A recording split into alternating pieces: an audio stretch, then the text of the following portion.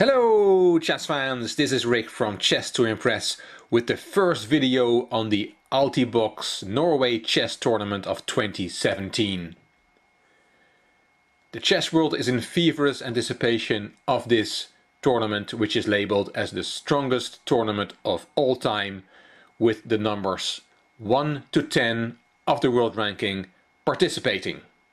In February 2017, the organizers announced the field and they came up with this list. Carlsen, Caruana, So, Kramnik, Vachier-Lagrave, Anand, Aronian, Nakamura, Karyakin and Giri. And you can see there they were numbers 1 to 10 of the ranking list at that time. And this is the first time in history that the numbers 1 to 10 are playing in the same tournament. Of course, that was February. I'm recording this video on the 2nd of June 2017, and this is the rating list from June 2017. As you can see, on number 5 we have Shakhyar Mamedyarov from Azerbaijan, who got into the top 10, and also at number 10 Ding Liren has had a few good months. So we won't have the top 10 participating in Norway Chess. We'll have 10 of the first 12, and that's not too bad either. I will do daily videos on the Norway Chess Tournament 2017.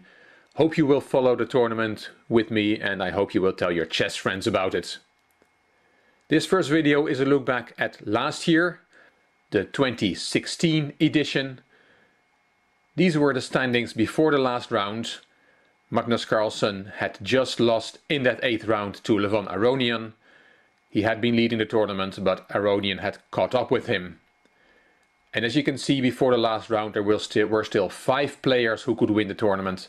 Aronian, Carlsen, Vachier-Lagrave, Topalov and Kramnik. In this video I will show you the last game that Magnus Carlsen played. He was white against Pavel Eljanov from Ukraine, who had just lost his last 2 games with white. So it was not a bad draw for Carlsen in the last round to try and win the tournament. Let's see what happened in that game. Carlsen white, Eljanov black played on the 29th of April 2016. Carlsen opened d4, d5, c4, e6, knight f3, knight f6, and Carlsen played g3, the Catalan, a quiet opening. Bishop b4 check, and bishop d2, and then bishop back to e7. The bishop b4 check maneuver was just to lure the white bishop to the d2 square where it's not well placed. Carlsen is getting a taste of his own medicine here, because it was only a few months earlier that Carlsen beat Eljanov with black in the Data Steel tournament with the same setup that Eljanov is using against the Catalan here. Bishop g2 from Carlsen, both players castled, and c6. Queen c2, knight bd7, and a4. Bit of a strange move, a4. White has tried a number of moves in this position. Bishop f4 and rook d1. But Carlsen's choice has not been played very often. a5 from Eljanov, a logical reaction. Make sure that pawn does not advance any further, and also take control of the b4 square, which white has weakened with his last move, for a bishop or maybe a knight to land on. Rook c1 from Carlsen and knight e4. Black can try to exploit the b4 square with d takes c4, queen takes c4, and then knight b6, hitting the queen, queen back to c2, and then knight fd5. That is an option for black, but white has possession of the center. White is slightly better here. After knight e4, Carlsen played his bishop back to e1. Not a great square, but he does not want his black squared bishop to be swapped, because that is in potential Carlsen's good bishop, because black's pawns are on light squares. He could also have played bishop f4, but then he probably was afraid for g5, followed by the maneuver knight e4 to d6 to f5, which is a maneuver that Carlsen used against Eljanov in the Tata Steel tournament himself. Eljanov played f5, transposing the game into a Stonewall Dutch structure, and it's a good version for black. That bishop on e1 looks strange, and that pawn on a4 does not make a great impression, and black is already very active. Knight bd2 from Carlsen, bishop d6, e3, and here Eljanov played rook a7, which is a deep move. Typical Stonewall moves here are g5 or knight d to f6. But Eljanov tries to solve a problem here. He wanted to play b6 and then his bishop to a6, but that's not possible yet. If he had played b6 here, then Carlsen has c takes d5, and you have to take with the c pawn to not lose that pawn on c6. Then queen c6, and both the rook and the bishop are attacked.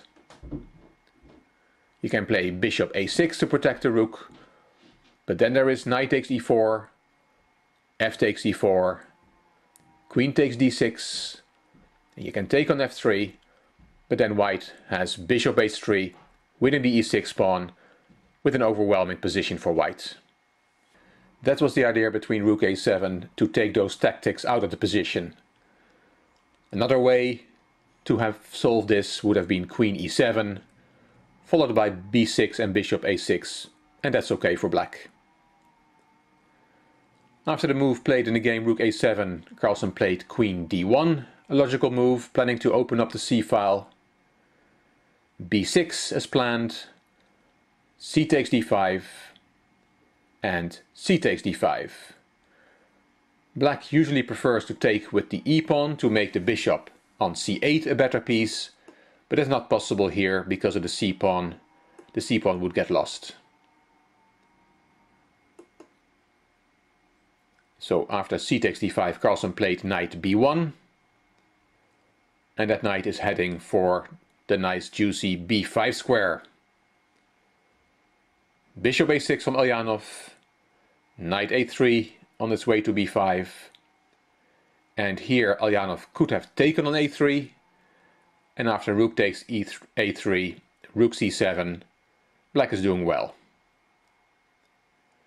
But Eljanov chose for queen a8, and after knight b5 he took with the other bishop, because you cannot leave that knight on b5 alive. That's a very strong piece there. So bishop takes b5, a takes b5, and now white has a nice outpost on the c6 square. Rook c8 from Eljanov, bishop f1, that bishop was not doing much on g2.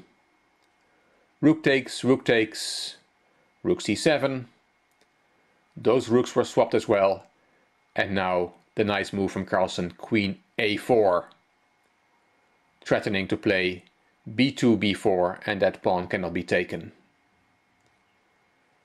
So Eljanov played queen b8 to get out of the pin, get the pawn out of the pin. b4 came anyway. a takes b4, bishop takes b4, that bishop on e1 now has finally come to life, and h6. Queen c2 from the world champion, bishop d6, and the queen to c6. Now black gets under pressure, and with little time on the clock he fails to find the best way to play.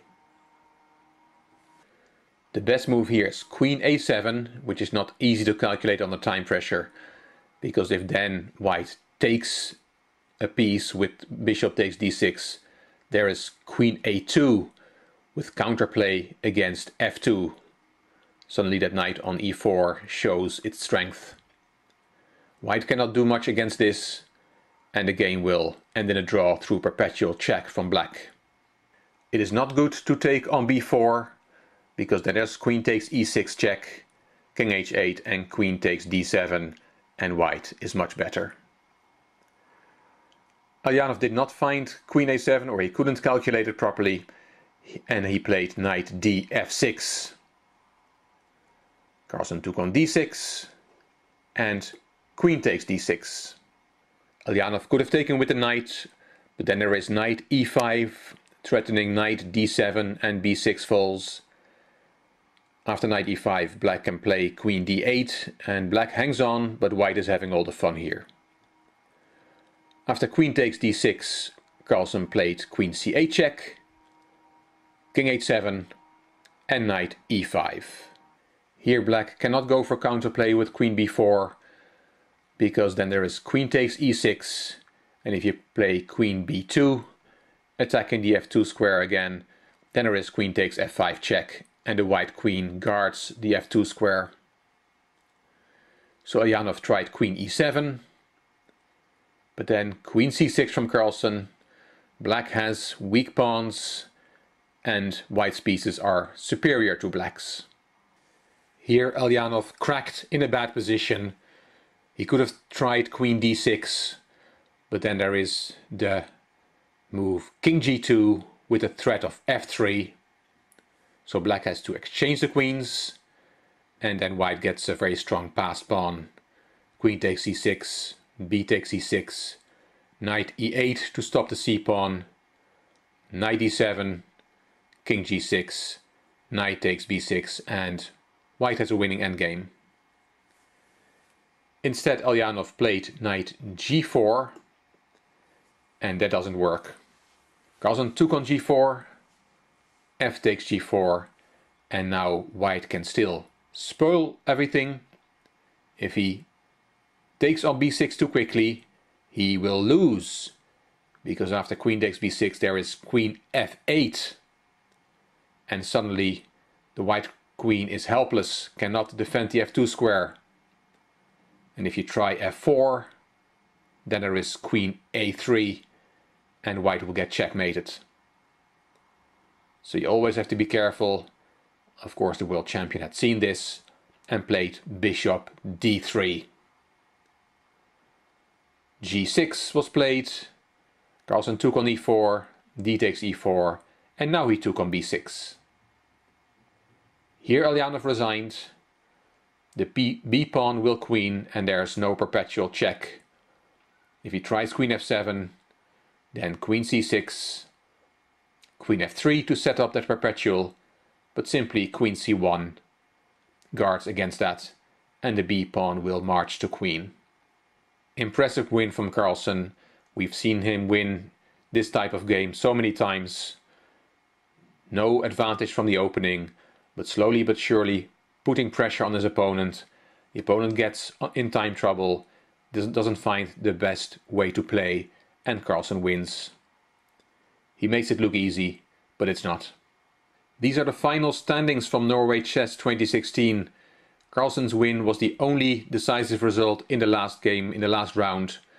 As you can see, he finished the tournament with 6 out of 9, half a point ahead of Aronian.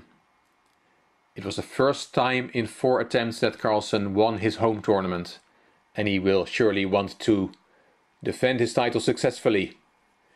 It all starts on June the 5th with a Blitz tournament. The first round of the real tournament will be on June the 6th, and it goes on all the way to June 17th. As I said, I will be doing daily videos on the rounds, and I hope you will enjoy the tournament with me. If you like this video, please give it a thumbs up, please subscribe to the Chess to Impress channel. I'm looking forward to your comments. If you like the video, please share it on YouTube. And you also may want to check out my Chess to Progress channel. The link is in the description box. This is Rick from Chess to Impress. Thank you very much for watching.